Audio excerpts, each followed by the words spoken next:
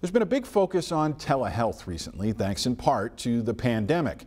Now, doctors are looking at the impacts it could have on kids, especially those in rural communities. THV 11's Ian Russell has more on the study that could benefit Arkansans.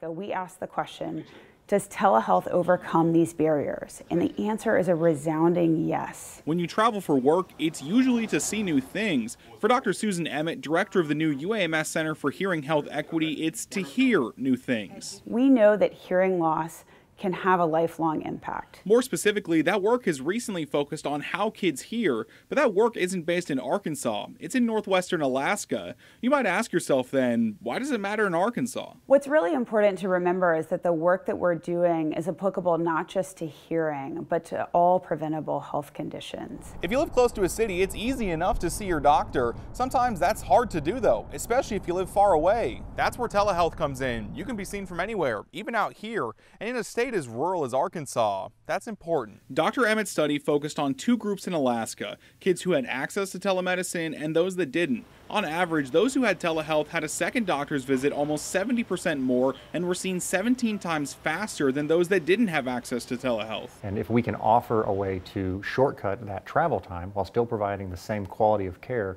we see that as a net benefit for all involved. Dr. Joseph Sanford is the Chief Clinical Informatics Officer for UAMS. He says Dr. Emmett's study is great for Alaska, but also for Arkansas. Arkansas is a very geographically diverse space, and we often have patients traveling 3.5 hours one way to see a doctor for 45, 50 minutes. And while Dr. Emmett's study focused on hearing loss in kids, she says it can be applied anywhere for all sorts of medical issues. And that's the goal, expanding on this to help give more access to everyone, no matter how far away you are. And we're building on what we've learned about telehealth to develop a new model of care that could be rolled out in Arkansas and across all of rural America. In Little Rock, Ian Russell, THV 11 News.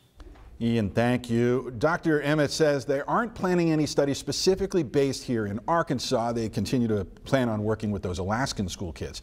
But she says the research can absolutely be applied to those here in the natural state.